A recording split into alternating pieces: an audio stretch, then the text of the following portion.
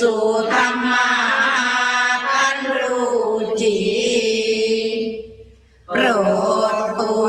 งประชาชีท่านจงโปรดแสดงธรรมขอนิมนต์ท่านเจ้าค่ะผู้ปรีชาเลิศล้ำโปรดแสดงพระสัทธรรมเทศนาและวาทีเพื่อให้สำเร็จผลแด่ปวงชนมรดามีสู่สุขพระเสมสีสมดังเจตนาเถิดขอนิมนต์เจ้าค่ะบางทีเรากำหนดพองน้อยุบหนอเลยอาการพองอาการยุบของเรามันปรากฏอยู่ข้างนอกมันไปยุบเป็นมันไปพองไปยุบอยู่ข้างนอกเหมือนกับว่าเรานี่เหมือนกับเป็นคนละกายบางทีกำหนดพองน้อยุบหนออาการพองอาการยุบมันไปยุบมันไปยุบอยู่ข้างหลังของเราบางทีมันไปอยู่ข้างขวาไปยุบอยู่ข้างขวาบางทีไปยุบอยู่ข้างซ้ายเหมือนกับเราในขณะนั้นคล้ายๆกับจะสติของเรามันวิปริตคล้ายๆกับเป็นบ้าแต่ไม่ใช่ท่านทั้งหลายเป็นลักษณะของวิปัสสนาญาณทางหากคือเห็นความเห็นอาการพออาการยุบมันดับลงไปถ้าผู้มีปัญญาดีก็จะเห็นไปทั้ง6ระยะมันยุบลงไปเป็นหยักเป็นห่วงลงไปเหมือนกันกับหายใจไม่พอเหมือนกันกับหายใจไม่ไปเป็น2จังหวะนี่ผู้มีปัญญามากจะเห็นในลักษณะนี้แล้วระยะเวลาในขณะที่เราเดินโยกมบางทีจะเห็นอาการจะเวลาเราเดินโยกมขวาย่างน้อซ้ายย่างหมออยู่นี่จะเห็นเวลาเรายกขึ้นกับเหยียบลงนี่ปรากฏชัดเจนดีแต่ท่ามกลางไม่ชัดเวลาเรากำหนดพองน้อยุบหนอก็เหมือนกันต้นพองสุดพองนี่ปรากฏชัดเจนดีแต่ท่ามกลางไม่ชัดในขณะที่เรากำหนดพองน้อยุบหนออยู่นั่นบางทีจะเห็นอาการพองอาการยุบมันขาดให้หายไปลำดับไปตามลำดับคือบางทีเรากำหนดว่ายุบน้ออย่างนี้จะเห็นอาการยุบเนี่ยมันขาดไปเรื่อยคือมันไม่สม่ำเสมออาการยุบเนี่ยมันไม่สม่ำเสมอเดี๋ยวก็เห็นแล้วก็ขาดไปหายไปแล้วก็เห็นแล้วก็หายไปแล้วก็เห็นแล้วก็หายไปเวลากำหนดพองน้อเหมือนกันพาการพองว่าเดี๋ยวก็เห็นว่าเดี๋ยวก็หายไปว่าเดี๋ยวก็เห็นขึ้นมาก็หายไปเรียกว่าอาการพองอาการยุบมันขาดให้หายไปตามลำดับ3บางทีมีเวทนามากเรานั่งกรรมฐานดู5นาทีจิบทุนู้นปวดทุนี้เหมือนใจจะขาดแต่เวทนานี่มันหายเลยเมื่อเรากำหนดแล้วมันหายเร็วไม่เหมือนกันกับญาณที่3เมื่อกำหนดเนี่ยไม่ค่อยหายกำหนดตั้ง7-8 ครั้งจึงหายบางที1 ชั่วโมงนี่ไม่หายเลยสรุปแล้วว่าเวลาเรากำหนดเวทนาเนี่ยมันหายเร็วกำหนดเพียง2-3 ครั้งก็หายบางทีเราตั้งใจกำลังจะกำหนดเราตั้งใจกำหนดว่าปวดหนอหรือทุกหนอกำลังจะกำหนดแต่มันหายวับไปเลยมันก็มีตัว4มีนิมิตมากเรานั่งแต่มีนิมิตอันนี้มีนิมิตมากแต่หายเร็วเช่นว่าเรานั่งกรรมฐานไปเห็นป่าไม้ภูเขาแม่น้ำลำธารสถานที่เห็นพระพุทธรูปเห็นเจดีย์อันหุ้มด้วยทองคำอลามเรืองก็มี แต่บางทีก็เห็นพ่อเห็นแม่ที่ตายไปแล้วเห็นนรกเห็นสวรรค์เห็นเทวโลกเห็นพรหมโลกเห็นพ่อแม่ปู่ย่าตายายที่ตายไปแล้วเป็นต้นแต่นิมิตนี้มันหายเร็วเรากำหนดเพียง2-3 ครั้งก็หายบางทีเรากำลังจะตั้งสติกำหนดเห็นหนอตัวนั้นล่ะหายวับไปเลยถ้าสว่างมากมีแสงสว่างมากคือแสงสว่างนี้ถ้าว่าเราอยู่ในยานที่3มันจะสว่างเล็กๆน้อยๆเหมือนกันกับเสียงหิ่งห้อยเสียงเทียนไขวับแวบเกิดแล้วหายแต่ถ้าสภาวะถึงอุทยพยายานนี้จะสว่างมากบางทีสว่างทั้งห้องบางทีสว่างจนเห็นไฟฟ้าเห็นไฟนีออนเห็นตะเกียงหยกพายุเห็นดวงดาวเห็นดวงจันทร์เห็นดวงอาทิตย์แต่แสงสว่างนี้มันหายเร็วกำหนดเพียง2-3 ครั้งก็หาย6ผู้มีสมาธิดีจะดับวูบลงไปบ่อยๆพองน้อยุบน้อดับวูบลงไปพองน้อยุบน้อดับวูบลงไปเหมือนกันกับหายใจไม่พอเหมือนกันกับตกหลุมอากาศเหมือนกันกับเราเหยียบบันไดข้ามขั้นเวลาเราลงบันไดลงมาเราเหยียบบันไดข้ามมันวับลงไปเหมือนกันมันก็เราตกบันไดแล้วกันมันวับบุมันวูบไปเลยมันวับไปเลยมันขาดช่วงกัน7ผู้ปฏิบัติจะสามารถกำหนดติดต่อไปกันเป็นสายไม่ขาดระยะเหมือนได้สนเข็มคือมันเราก็มันพองน้อยุบน้อหนังน้อถูกน้อมันติดต่อกันไปเลยเหมือนกับเราเย็บผ้ามันก็ระดับเย็บผ้าตะเข็บมันติดต่อกันปับไปเป็นตาเป็นตะเข็บของตะเข็บมันติดต่อกันตลอดไม่มีการขาดช่วงอันนี้ก็เหมือนกันในขณะที่เรากำหนดอาการพองอาการยุบนี่เมื่อมันก็กำหนดไปอาการเกิดดับนี่มันเกิดขึ้นมาดับพรึบไปพองน้อยุบน้อดับพรึบลงไปพองน้อยุบน้อดับพรึบลงไปพองน้อยุบน้อดับพรึบลงไปเหมือนกันกับเราง่วงนอนมาแต่หลายวันหลายเดือนบางคนบางลักษณะอย่างนี้เกิดขึ้นมาบางคนก็เห็นว่าสนุกบางคนก็ทั้งที่ว่ารำคาญบางทีคล้ายกับปู่ปีศาจมาหลอกมาหลอนนั่งลงไปวับลงไปนั่งไววับไปนั่งไปวับไปนั่งไปวับไปที่บางทีก็เหมือนกันกับเราเหมือนกับเราเย็บผ้าน้องกล่าวมาแล้วข้างต้นแต่อาการเกิดดับกับอารมณ์ที่กำหนดนั้นปรากฏชัดกำหนดได้สบายดีและมีจิตใจผ่องแผ้วกันอีกเป็นอันมากคืออารมณ์ที่เรากำหนดจากอารมณ์ที่เกิดทางตาก็ดีทางหูทางจมูกทางลิ้นทางกายทางใจก็ดีปรากฏชัดเวลากำหนดก็กำหนดสบายกำหนดสบายแต่จิตใจของผู้ปฏิบัติก็จะผ่องจิตใจของผู้ปฏิบัติก็จะผ่องแผ้วขึ้นเป็นอันมากบางคนเข้าใจว่าตนได้บรรลุมรรคผลนิพพานแล้วสภาวะอย่างนี้เกิดขึ้นมาแล้วนึกว่าคิดว่าแล้วเข้าใจว่าตนได้บรรลุแล้ว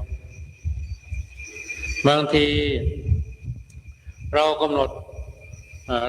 รู้หนออาการความรู้นี่หายวับไปบางทีเรากำหนดคู่หนอจะเห็นอาการคู่หายวับไปทันทีเรากำหนดว่าเหยียดหนอจะเห็นอาการเหยียดหายวับไปทันทีไม่ติดต่อกันเพราะอะไรเป็นอย่างนี้เพราะรูปปรมัตถ์เกิดที่ไหนดับที่นั้นรูปเกิดที่ไหนดับที่นั้นนามเกิดที่ไหนดับที่นั้นเพราะฉะนั้นเวลาเรากำหนด เวลาเรากำหนดเหยียดแขนเรากำหนดว่าเหยียดหนอเหยียดหนอเหยียดหนอหายวับไปเรากำหนดว่ายุบหนอยุบหนอยุบหนอหายวับไปที่เป็นอันนี้เพราะว่ารูปปรมารูปนามในขั้นปรมัตถ์นี้เกิดที่ไหนดับที่นั้น10การปฏิบัติให้ท่านนักปฏิบัติธรรมทั้งหลายคิดอยู่เสมอว่าการปฏิบัติการกำหนดดีชั่วไม่ใช่ของเราพอไปก็ขอนัดปฏิบัติท่านทั้งหลายให้เข้าใจว่าดีชั่วไม่ใช่หน้าที่ของเราหน้าที่ของเราคือ1ปฏิบัติ2กำหนดเมื่อเราทำได้อย่างนี้การปฏิบัตินั้นจะได้ดีขึ้น11มีอาการสับพงกไปข้างหน้าบ้างข้างหลังบ้างเร็วแรงบ้างเบาบ้างแล้วแต่อำนาจสมาธิถ้าสมาธิดีก็ปรากฏแรงถ้าสมาธิไม่ดีก็ปรากฏเบาๆเช่นเรากำหนดพองหนอยุบหนอพองหนอนดับฟับลงไปตัวกำหนดมันดับวุบหรือวูบลงไปแรงบ้างเบาบ้างแล้วแต่อำนาจสมาธิถ้าสมาธิดีมันก็จะสับพงกวุบลงแรงถ้าสมาธิไม่ดีก็สับพงกวุบลงเบาๆแล้วแต่อำนาจของสมาธิอาการที่มันสับพงกวุบลงไปข้างหน้าหรือข้างหลังข้างซ้ายหรือข้างขวานี่เป็นลักษณะของพระไตรลักษณ์คืออนิจจังทุกขังอนัตตาคือผู้ปฏิบัติพระกรรมฐานเมื่อมาถึงนี้แล้วจะเห็นพระไตรลักษณ์เริ่มแล้วตอนนี้คือพระไตรลักษณ์นั้นจะเห็นครั้งหนึ่งเห็นอยู่ในญาณที่3แต่ในญาณที่3กับญาณที่4ไม่เหมือนกันคือญาณที่3อาการพองอาการพระไตรลักษณ์คือพระไตรลักษณ์คืออาการพองอาการยุบลงบางทีมันเร็วขึ้นเร็วขึ้นเร็วขึ้นเร็วขึ้นนี่คือนิจจังลักษณะของนิจจังมันเร็วขึ้นเร็วขึ้นเร็วขึ้นเร็วขึ้นเร็วขึ้นแล้วก็หายไปจางไปนี่ในญาณที่3บางทีพองหนอยุบหนอเนี่ยอาการพองอาการยุบฝืดอึดอัดแน่นคล้ายจะไกลจะขาดมันแน่นขึ้นแน่นขึ้นแน่นขึ้นแน่นขึ้นแล้วก็หายไปนี่มันอยู่ในญาณที่3บางทีกำหนดพองหนอยุบหนออาการพองอาการยุบของเราสม่ำเสมอดีบางทีก็แผ่วเบาเข้าเบาเข้าเบาเข้าเบาเข้าแล้วก็หายไปนี่เป็นลักษณะของอนัตตาที่ปรากฏอยู่ในญาณที่3แต่ในญาณที่4นี้ไม่เป็นอย่างนั้นคือมันเกิดขึ้นมาแล้วก่อนมันเมื่อเกิดขึ้นมาแล้วก็มันจะดับวูบลงไปเสียก่อนแต่พระไตรลักษณ์ในเมื่อที่มันเป็นอย่างนี้เป็นอำนาจของพระไตรลักษณ์คืออาการที่พองยกนั้นเร็วขึ้นเร็วขึ้นเร็วขึ้นเป็นลักษณะของอนิจจังถ้าผู้ใดบางทีพองยุบนั้นสม่ำพองย่นฝืดอึดอัดแน่นๆคล้ายกับใจจะขาดนี่เป็นลักษณะของทุกขังขอย้ำอีกทีอาการพองยุบสม่ำเสมอดี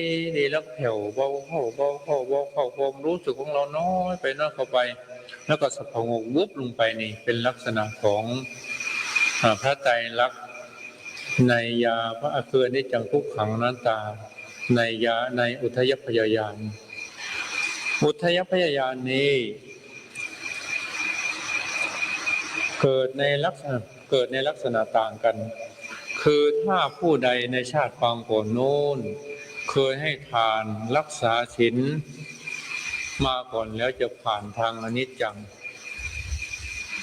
เช่นในขณะที่เรากำหนดพองหนอยุบหนออยู่นั้นอาการพองอาการยุบของเรามันเร็วขึ้นเร็วขึ้นเร็วขึ้นเร็วขึ้นเร็วขึ้นเร็วขึ้นแล้วสะพงกวุบลงไปอาจจะไปข้างหน้าอาจจะไปข้างซ้ายข้างหลังอาจจะไปข้างซ้ายข้างขวาอย่างนี้เรียกว่าเรียกว่าอนิจจังปรากฏชัดดังพระบาลีกล่าวไว้ในพระปไตรปิฎกว่าสันตติยาวิโกปิตายะอนิจจลักขณัง ยาถาวาสารสโตอุปถาติ เมื่อใดนักปฏิบัติธรรมเมื่อใดนักปฏิบัติมาเพิกสันตติได้แล้วอันนี้จะลักษณะย่อมปรากฏตามความเป็นจริงนี้สองทุกขังถ้าผู้ใดในชาติปางก่อนโน้นเคยเจริญสมถกรรมฐานมาก่อนแล้วจะผ่านทางจะเห็นทุกขังชัดเช่นว่าในขณะที่เรากำลังพองน้อยุบหนออย่างนั้นอาการพองอาการยับของเราจะรู้สึกฟูดอึดอัดแน่นๆคล้ายกับใจจะขาดบางคนทั้งกำหนดวันแน่นนอแน่นนอแน่นนอแน่นนอเหมือนนางโยมชีน้องสาวผู้มีบุญช่างสมรมมาแต่พบก่อนชาติก่อนได้ปรารถนาเกิดชาติหน้าชาติในขอให้ได้นั่งกินนอนกินสมัยนั้นหลวงพ่อไปปฏิบัติแล้วไปสอนกรรมฐานที่บ้านยี่เติมเมื่อลักษณะอย่างนี้เกิดขึ้นมาแล้วไม่ยอมปฏิบัติแกเห็นว่าจะมายุให้ตายมาทำให้ตายพอแล้วภาวนาพองน้อยุบหนอไปมันใจจะขาดไม่แต่มันแน่นเข้ามีแต่จะตายอย่างเดียวตกลงหลวงพ่อเลยบอกว่าตายก็ตายหลวงพ่อจะนั่งอยู่นี้ละจะดูอยู่นี้วะถ้ามันจะตายจริงหรือถ้ามันตายจริงเราก็สาธุอนุโมทนากลัวแต่ว่ามันไม่ตายจริงเท่านั้นแหละก็พากันพากันประพฤติปฏิบัติเจริญพระกรรมฐานในสมัยนั้นก็มีโยมน้องสาว2 คนคือโยมแม่ชีเขียมโยมแม่เนียมแล้วก็โยมแม่เยี่ยมพากันประพฤติปฏิบัติแล้วก็ปฏิบัติใช้เวลาปฏิบัติไม่ถึง7 วันก็สามารถทำสมาธิได้ผลสุดท้ายแล้วมาบวชอยู่ที่วัดแล้วก็อยู่อย่างแม่ชีเขียมแล้วก็อยู่ตลอดจนทุกวันนี้แต่สำหรับแม่เนียมนั้นกลับไปเพราะมีครอบครัวอยู่นี่แหละท่านทั้งหลายเมื่อลักษณะอย่างนี้เกิดขึ้นมาแล้วส่วนมากผู้ปฏิบัติกลัวตายไม่อยากปฏิบัติอย่างหลวงปู่พึ่งบ้านนาแวงเวลาปฏิบัติมาไม่ยอมกลัวตายถ้าปฏิบัติก็ถ้าปฏิบัติก็ขอให้หลวงพ่อเนี่ยเป็นนั่งเฝ้าด้วยผลสุดท้ายก็เป็นนั่งเฝ้านี่แหละท่านทั้งหลายลักษณะอย่างนี้มันเกิดขึ้นมาแล้วจะทำให้ถ้าไม่มีการฝืดอึดอัดแน่นคล้ายกับใจจะขาดมันเมื่อมันแน่นขึ้นแล้วแน่นขึ้นแล้วสะพองวุบลงไปบางทีก็ไปข้างซ้ายบางทีก็ไปข้างขวาบางทีก็ไปข้างหน้าบางทีก็ไปข้างหลังบางทีก็ขึ้นข้างบนบางทีก็สุดวุบไปลงไปข้างล่างเหมือนกันกับกระดูกสันหลังของเราไม่ต่อกันนี่ถ้าทุกขังมันจะเกิดขึ้นมาเกิดมาแล้วจะมีลักษณะดังนี้สามนัตตาผู้ใดได้เจริญวิปัสสนากรรมฐานมาก่อนหรือตั้งแต่โน้นตั้งแต่ปุเรกชาติโน้นเคยเจริญวิปัสสนากรรมฐานมาก่อนแล้วจะผ่านทางก็จะเห็นอนัตตาชัดลักษณะของอนัตตาเมื่อเกิดขึ้นจะมีลักษณะดังนี้คือในขณะที่เรากำหนดพองน้อยุบหน่อยนั้นอาการพองอาการยุบของเราจะสม่ำเสมอดีบางทีก็แผ่วเบาเข้าความรู้สึกของเราก็น้อยเข้าไปแล้วเข้าไปละเอียดเข้าไปละเอียดเข้าไปความรู้สึกของเรามันเหลือเพียงอุปมาเหมือนกับเหลือเพียงแค่เส้นได้เท่านั้นเพื่อจะขาดความรู้สึกแต่ยังไม่ขาดความรู้สึกและในขณะมันละเอียดเข้าไปน้อยเข้าไปในขณะที่มันน้อยเข้าไปแล้วก็สะพงวุบลงไปบางทีก็ไปข้างหน้าบางทีก็ไปข้างหลังบางทีก็ไปข้างซ้ายบางทีก็ไปข้างขวาบางทีก็ขึ้นข้างบนบางทีก็สุดวุบลงไปข้างล่างนี่เรียกว่าทุกขังเรียกว่าอนัตตาปรากฏชัดแต่ผู้ปฏิบัติจะไม่ทราบว่าอันนี้เป็นอนิจจังอันนี้เป็นทุกขังอันนี้เป็นอนัตตาทราบแต่เพียงเท่านี้คือเราทราบแต่เพียงว่าอันนี้มันเร็วขึ้นแล้วก็สะพองวุบลงไปเพราะอันนี้มันฝืดอึดอัดแน่นถ้ากับใจจะขาดแน่นขึ้นแล้วก็สะพองวุบลงไป อันนี้มันสม่ำเสมอดีมันสม่ำเสมอดีเมื่อสม่ำเสมอไปไปตามลำดับแล้วก็สะพองวุบไปรู้แต่เพียงเท่านี้ท่านทั้งหลายคืออนิจจังทุกขังอนัตตารู้เพียงเท่านี้เพราะในความเป็นอนิจจังทุกขังอนัตตาในภาคปฏิบัติแต่ถ้าภาคปริยัติไม่รู้อย่างนี้เราเรียนเรื่องอนิจจังทุกขังอนัตตาเราท่องเรื่องอนิจจังทุกขังอนัตตาเป็น15 วันเป็น1 เดือนก็ยังไม่จบทันทั้งหลายแต่เวลามาประพฤติปฏิบัตินั้นแวบเดียวเท่านั้นผ่านไปแล้วคืออนิจจังทุกขังอนัตตานี้ท่านทั้งหลายเวลาเกิดขึ้นมีเท่านี้แต่ส่วนมากผู้ปฏิบัติไม่รู้เพราะครูบาอาจารย์ไม่บอกว่าอนิจจังอันนี้เป็นอนิจจังอันนี้เป็นทุกขังอันนี้เป็นอนัตตาท่านไม่บอกเลยปิดเป็นความลับเพราะเหตุใดเพราะจะเกิดอุปทานจิตเมื่อเกิดอุปทานจิตขึ้นแล้วคงเกรงว่าจะได้ของปลอมคือจะได้มรรคปลอมผลปลอมนิพพานปลอมฌานปลอมอะไรทำนองนี้เหตุนั้นท่านจึงไม่บอกเห็นนะอนิจจังถึงอะไรก็ตามท่านทั้งหลายถึงไม่บอกมันก็เป็นอนิจจังทุกขังอนัตตาวันยังค่ำนั้นแหละเหมือนกันกับไมโครโฟนที่หลวงพ่อพูดอยู่นี้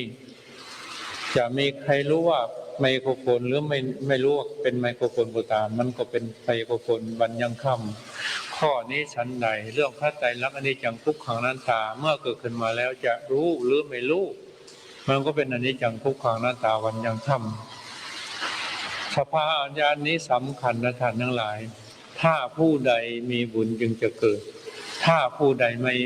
ม่มีบุญนั้นไม่เกิดสมมติว่าผู้ใดไปฆ่าพ่อฆ่าแม่มาก่อนแล้วญาณนี้ก็ไม่เกิดหรือหากว่าเป็นพระต้องอาบัติปาราชิกมาก่อนแล้วญาณนี้ก็ไม่เกิดหรือผู้ใดทำบุญไว้ในชาติปางก่อนไม่ได้ไตรเหตุคือไม่ได้ปรารถนามรรคผลนิพพานไว้เพียงแต่ให้สำเร็จซึ่งมนุษย์สมบัติสวรรค์สมบัติไม่ได้ปรารถนานิพพานสมบัติหรือโลกุตระสมบัติสภาวะนี้ยังไม่เกิดเรียกว่าเป็นแต่เพียงได้ทวิเหตุแต่ไม่ได้ไตรเหตุเมื่อใดทำบุญครบไตรเหตุแล้วพระไตรลักษณ์ในจิตจะเกิดขึ้นเหตุนั้นพวกเราทั้งหลายเวลาทำบุญอย่างนี้เวลาให้ทานก็ได้ทานังเมปริสุทธังนิพพานังปรมังทุกขังนิพพานัปฏิโยโหตุทานของข้าพเจ้าบริสุทธิ์แล้วจงเป็นพระนิพพานเป็นพระนิพพานเป็นสุขอย่างยิ่งพระทานของข้าพเจ้าบริสุทธิ์แล้วขอจงเป็นปัจจัยในถึงพระนิพพานเถิดนี่ถือว่าไตรเหตุได้ทั้งมนุษย์สมบัติสวรรค์สมบัติและโลกุตระสมบัติหรือบางทีว่าสุกินนังวัตเมธานังอาสวัคยาวหังโหตุตรงนี้เรียกว่าได้ไตรเหตุถ้าทำบุญได้ไตรเหตุอย่างนี้เวลาปฏิบัติพระกรรมฐานความเกิดดับจึงจะเกิดขึ้นถ้าไม่ถ้าว่าเราถ้าว่าทำบุญทำทานไม่ได้ไตรเหตุนั้นสภาวะคือพระไตรลักษณ์ต่างๆมาแล้วมันเกิดเป็นเด็ดขาดเกิดสรุปอีกอย่างหนึ่งว่าถ้าผู้ใดมีบุญยังจะเกิดถ้าผู้ใดไม่มีบุญไม่เกิดสมมติว่าพระไปต้องอาบัติปาราชิกมาก่อนแล้วญาณนี้ก็ไม่เกิดผู้ใดไปฆ่าพ่อฆ่าแม่มาก่อนแล้วญาณนี้ก็ไม่เกิดผู้ใดทำบุญไว้ในชาติถ้าผู้ใดทำบุญไว้ไม่ได้ไตรเหตุคือไม่ได้ปรารถนามรรคผลนิพพานไว้ญาณนี้ก็ไม่เกิดแต่ถ้าญาณนี้เกิดผู้นั้นมีหวังจะได้บรรลุมรรคผลนิพพานในชาตินี้ถ้าไม่ประมาทนี่เป็นอานิสงส์ของญาณนี้ท่านทั้งหลายเมื่อถึงญาณนี้แล้วท่านทั้งหลายผู้นั้นชื่อว่าเป็นมัชฌิมโสดาบันเวลาจุติจากอัตภาพนี้ไปเรามีรูปมีนามเป็นอารมณ์เคยภาวนาพองน้อยุบหนอหรือพุทโธสัมมาอรหังมาได้ก็ตามจุติแล้วจะไม่ไปอบายภูมิอย่างน้อย7 ชาติไม่ไปอบายภูมิแล้วพวกนี้ผู้นั้นก็จะไปสู่สุคติหากว่าไปเกิดเป็นเทพพบุตรเทพธิดาก็จะเป็นเทพพบุตรเทพธิดาที่มีศักดิ์ ดาเนี่ยอานุภาพมากคือจะเป็นเทพบุตรก็ดีก็ถือว่าเป็นเทพบุตรที่มีศักดานุภาพมากมีปริมาณมากถ้าเป็นเทพธิดาก็เป็นเทพธิดาที่มีศักดิ์มากมีอานุภาพมากหากว่าเกิดในมนุษย์หากว่ามาเกิดในมนุษย์ก็จะเกิดในตระกูลสูงตระกูลเกิดในตระกูลสัมมาทิฏฐิเช่นว่าเกิดในตระกูลกุดุมพีเกิดในตระกูลพราหมณ์เกิดในตระกูลมหาศาลพันเป็นพราหมณ์มหาศาลเป็นคฤบดีมหาศาลเกิดในตระกูลเศรษฐีมหาเศรษฐีอภิมหาเศรษฐีได้เกิดในตระกูลพระราชามหาราชาหรือพระราชาธิราชเมื่อเกิดขึ้นมาแล้วท่านทั้งหลายก็จะเป็นเหตุเป็นปัจจัยให้มีสัมมาทิฏฐิคือมีความเห็นเป็นไม่เป็นมิจฉาทิฏฐิจะเป็นมีสัมมาทิฏฐิมีความเห็นชอบจะสร้างสมอารมณ์แต่คุณงามความดีและจะได้เห็นพระพุทธเจ้าจะได้หรือสาวกของพระพุทธเจ้าจะได้เฝ้าพระพุทธเจ้าหรือสาวกของพระพุทธเจ้าจะได้ฟังธรรมของพระพุทธเจ้าหรือได้ฟังธรรมของพระอริยบุคคลแล้วก็ได้รู้ธรรมแล้วก็บรรลุธรรมเมื่อเกิดขึ้นมาแล้วเรียกว่าเป็นสัมมาทิฏฐิมีความเห็นชอบใจประพฤติได้พบพระพุทธเจ้าหรือสาวกของพระพุทธเจ้าได้ฟังธรรมปฏิบัติธรรมแล้วก็บรรลุธรรมแล้วก็จะเกิดในกับที่มีพระพุทธเจ้ามาตัดอนุตตรสัมมาสัมโพธิญาณหาว่าไปเกิดหาว่าจำเป็นไปเกิดบางบุญกุศลของเราที่สร้างสมบรมไว้เกิดไม่ทันพระพุทธเจ้าไม่พบพระพุทธเจ้าบังเอิญไปเกิดในกับที่เป็นสุญญกับคือไม่มีพระพุทธเจ้ามาตัดก็จะเป็นเหตุเป็นปัจจัยให้สำเร็จคือตรัสรู้เป็นพระปัจเจกพุทธเจ้านี่เป็นอานิสงส์ของอุทยพยายานที่ท่านทั้งหลายปฏิบัติมาถึงนี้แล้วอธิษฐานมาแล้วผ่านมาแล้วตั้งแต่วันนี้เป็นต้นไปท่านทั้งหลายอธิษฐานที่ให้ไว้เมื่อคืนนี้และท่านทั้งหลายก็ปฏิบัติมาจนถึงบัดนี้เก็บไว้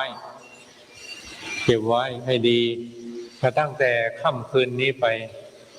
จนกว่าจะเปลี่ยนใหม่ขอให้ท่านทั้งหลายอธิษฐานสภาวะที่สองสาธุภายใน24ชั่วโมงนี้ขอให้ความดับปรากฏถ้าเกิดขึ้นแก่ข้าพระเจ้ามาก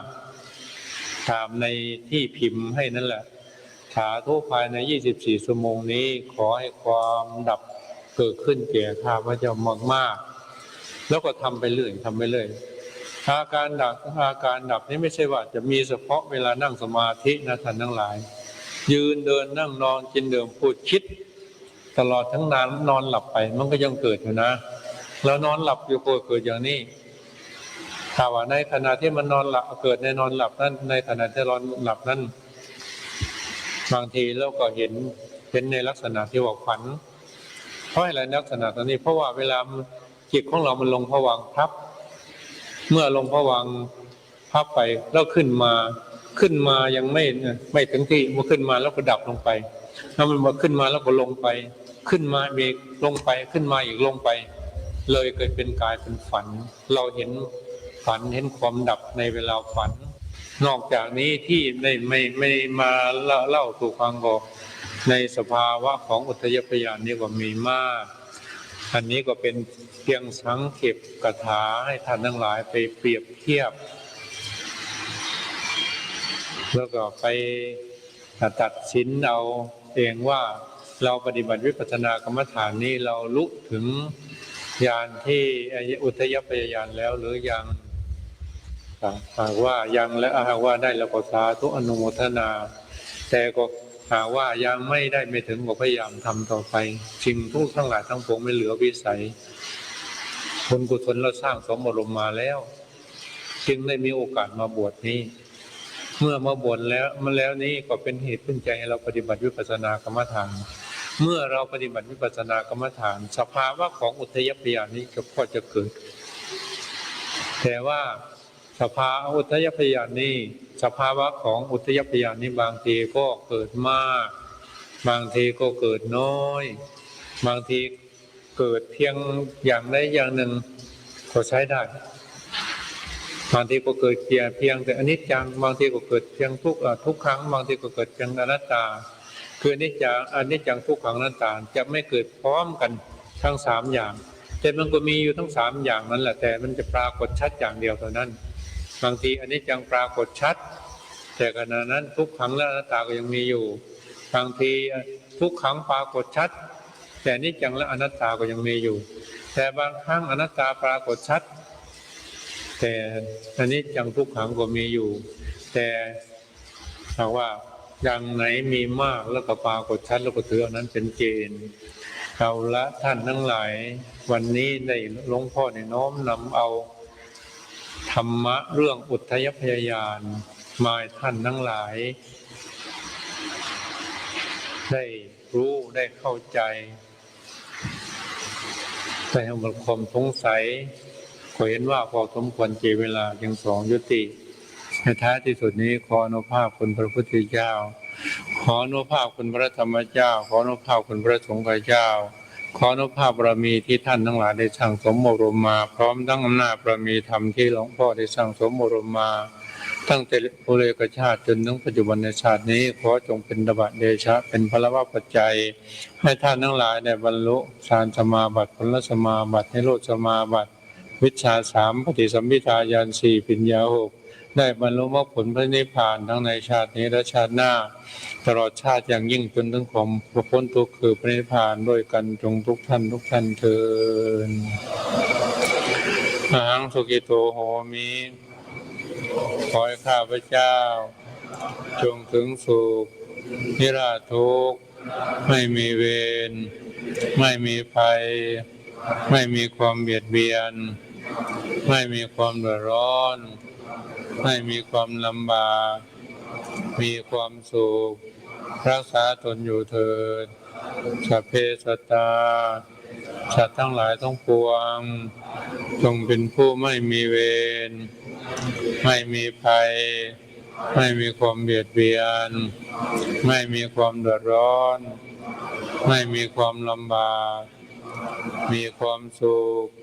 รักษาตนอยู่เถิดข้าพเจ้าขออุทิศส่วนบุญส่วนกุศลที่ได้บำเพ็ญมาแล้วนี้ให้แก่บิดามารดาครูประชาจารย์ญาติสนิทมิตรสหายตลอดท่านผู้มีอุปการะคุณทั้งหลายเจ้ากรรมนายเวรมนุษย์กับมนุษย์อบายศาสตร์เทวดามารพรหมพญายมราชและนายนิรยาบาลทั้งหลายถ้าตกทุกข์ขอให้พ้นจากทุกข์ถ้ามีความสุขขอให้มีความสุขยิ่งขึ้นไปด้วยบุญกุศลที่ข้าพเจ้าได้บำเพ็ญมาแล้วนี้มีการให้ทานรักษาศีลเจริญภาวนาเป็นต้นขอจงได้เป็นพลวะปัจจัยเป็นอุปนิสัยธรรมส่งให้เกิดปัญญาญาณได้บรรลุฌานสมาบัติผลสมาบัติ